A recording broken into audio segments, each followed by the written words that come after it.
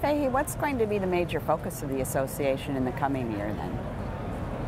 Well, there's a few things I can touch base with you on, and a couple of things that George Siegel, the president before me, started that we're going to follow up on, and one of them is global cooperation. So George announced at this meeting that we will have a nuclear medicine global initiative where we're going to practice with other organizations, leader nuclear medicine organizations around the world, including the ENM, Asia and Australia.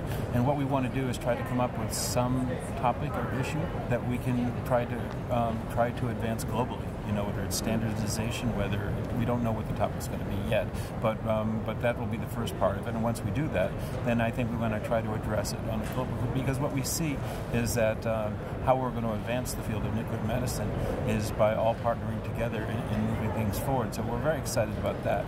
And for me personally, another side of that though is that I think that the society wants to get more involved in the developing world with respect to nuclear medicine. Nuclear medicine is a very effective imaging modality in the developing world as well as in the United States for the things that we do, but also for other applications that are different than what we do. And the society has a wealth of educational content and expertise. We have some of the best teachers in our field in the world.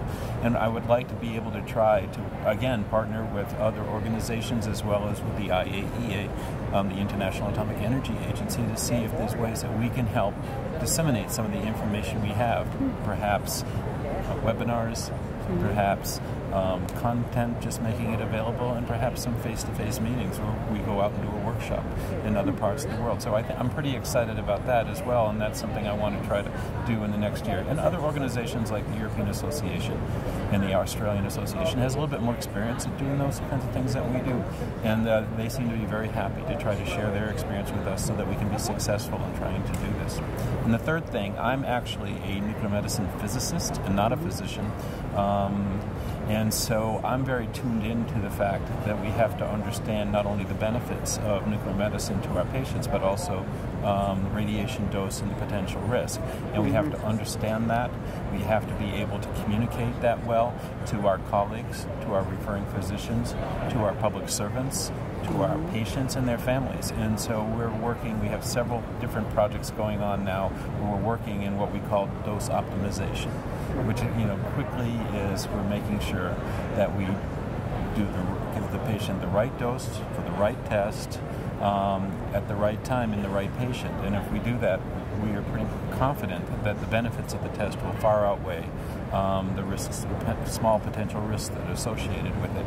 We're partnering with other groups that are working in dose optimization as well. Image Gently, which works with children at a children's hospital, so that's near to my heart.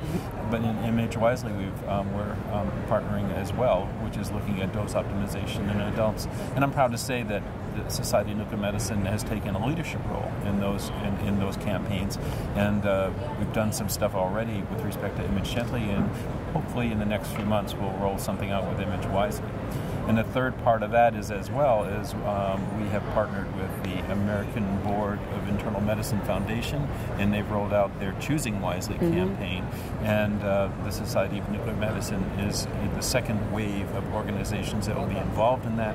So sometime in the early fall, we will be providing to them our list of the 5 things that patients and physicians should question in our field. And so we will hopefully by that give some information that will allow our physicians to be better stewards of the quality of what we do and make better choices for our patients moving forward. So I think that's all exciting and things that we're going to try to get accomplished in the next year.